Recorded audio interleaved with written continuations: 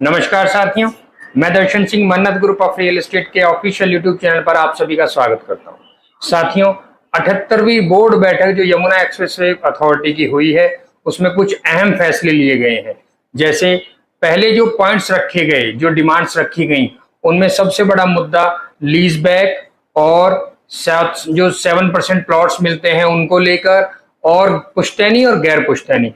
तो मेन जो यहाँ के किसान हैं, उन्होंने इन पॉइंट्स पर ज्यादा अपना ध्यान दिया और इस तरह की मांग रखी प्राधिकरण से कि हमने अगर इस क्षेत्र में प्रॉपर्टी में निवेश किया है, यहाँ प्राधिकरण का गठन होने से पहले भी हमने यहाँ जमीन ले रखी थी तथा उसके बाद भी, तो ऐसे किसान जिन्हें यहाँ गैर पुश्तैनी करार किया गया और 7% भूखंड नहीं मिला, तो उन सब की ये मांग रखी है कि हमें पुश्तैनी क्यों नहीं माना गया। तो इस पर 78वीं बोर्ड बैठक में फैसला लेना था। प्राधिकरण ने तमाम ऐसे पॉइंट्स पर बात करी है, ऐसी डिमांड्स पर बात करी है जो यहाँ इस क्षेत्र को डेवलप करने में सहायक होगी। साथ ही साथ यहाँ के जो निवेशक हैं या जो किसान हैं, उन सभी के लिए फायदा का सौदा साबित होगी। अब मैं बताना चाहता हूँ, जो बोर्ड बैठक हुई है उसमें अहम फैसले जो लिए गए हैं, जैसे सबसे पहली बात मैं बात करूं, यहाँ पर एक हेरिटेज सिटी बसाने की प्लान प्राधिकरण ने करी है, जो 7 किलोमीटर का लगभग एक्सप्रेसवे बनाया जाएगा, जिसके दोनों तरफ ही हेरिटेज सिटी बसाई जाएगी। साथ ही साथ 100 फीट से ऊंची श्री कृष्ण जी की मूर्ति बनाने की भी प्लानिंग रखी गई है। और उस हेरिटेज सिटी में तमाम आयुर्वेद से जुड़ी जड़ी बूटियों से बनाने वाली दवाइयां, इस तरह की भी वहां पे चिकित्साएं लगेंगी। साथ ही साथ साथियों, वहां पर आयुर्वेद के दौरान जो इलाज कराने की जो भी संस्था है, इस तरह की संस्थाएं बसाई जाएंगी।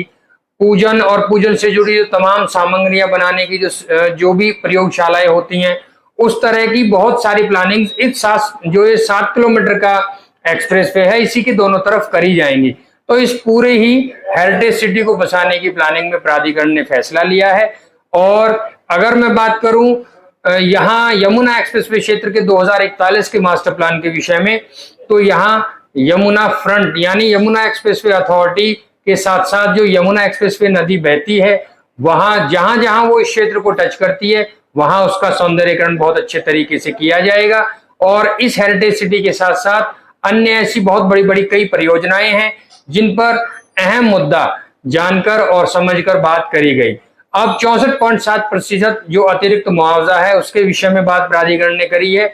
यहाँ यमुना एक्सप्रेसवे क्षेत्र में ऐसे काफी बड़ी संख्या में गांव हैं जहां की पुश्तैनी जमीन यहाँ यमुना एक्सप्रेसवे अधिग्रहण में गई है, लेकिन अभी तक किन्हीं कारणों की वजह से यहाँ सभी को 64.7% का अतिरिक्त मुआवजा नहीं मिल पाया है। तो किसान आए दिन उसकी डिमांड रखते रहते हैं और अपनी मांग के कारण यहाँ पर डेवलपमेंट को कहीं ना कहीं आहत पहुंचती है। किसान अपनी डिमांड रखते हैं तो डेवलपमेंट रुक जाता है।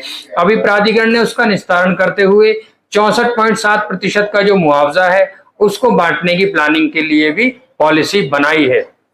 उसी के साथ साथ साथियों, यहाँ पर जो 7% भूखंड योजना है, 7% जो प्लॉट्स किसानों को मिलते हैं, उन सभी के लिए भी प्लानिंग के तहत कैंप लगाकर गांव गांव जाकर प्लॉट्स बांटने की प्रक्रिया में प्राधिकरण लगा हुआ है। अब उसको और तेजी से करने के लिए भी वहां पर प्लानिंग रखी गई है। तो ऐसे कई मुद्दे हैं जिन पर काफी गंभीरता से बात हुई। उसमें एक सबसे बड़ा मुद्दा ये भी है कि जब यहाँ नोएडा इंटरनेशनल एयरपोर्ट जो एयरपोर्ट बन रहा है, उसके अधिग्रहण से पहले यहाँ पर जमीन को एक्वायर किया गया, तो लगभग 29 यानी 29 गांव ऐसे हैं जिनका सबसे पहले अधिग्रहण हुआ, और साथ ही साथ उन गांवों को शिफ्ट करने की भी बात हुई। तो उसमें अगर मुआवजे दर की मैं बात करूं, उस समय पे 2300 रुपए प्रति वर्ग मीटर की दर से उन गांवों को मुआवजा मिला। अब उन गांवों की उस जो मुआवजे की दर को बढ़ाकर, और जो आज यमुना एक्सप्रेसवे क्षेत्र में मुआवजे की दर है 3100 रुपए प्रति वर्ग मीटर, उसी के बराबर मुआवजा देने की बात प्राधिकरण ने करी है। और अब उन 29 गांवों में से 5 गांवों को वो मुआवजा मिल भी चुका है। बचे हुए 24 गांव जो जिनका अधिग्रहण एयरपोर्ट में, मतलब जिनकी भूमि का अधिग्रहण एयरपोर्ट के लिए किया गया था, उन सभी को 3100 रुपए प्रति वर्ग मीटर की दर से मुआवजा प्राधिकरण देगा। और ये सब चीजें बहुत जल्द होने वाली हैं, क्योंकि ये सारे ही फैसले बोर्ड बैठक में लिए गए हैं। साथियों, यमुना एक्सप्रेसवे क्षेत्र से जुड़ी कोई भी जानकारी अगर आप चाहते हैं, नीचे स्क्रीन पर हमारा नंबर दिया गया है, और जो भी अहम फैसले और आने वाले हैं, जैसे पुश्तैनी और गैर पुश्तैनी का एक बहुत बड़ा फैसला, प्राधिकरण जैसे ही इस तरह के कोई फैसले लेता है हम अपनी वीडियो के माध्यम से आप सभी को सूचित कर देंगे। तो बने रहिएगा हमारे चैनल पर। जुड़े रहने के लिए धन्यवाद। जय हिंद साथियों।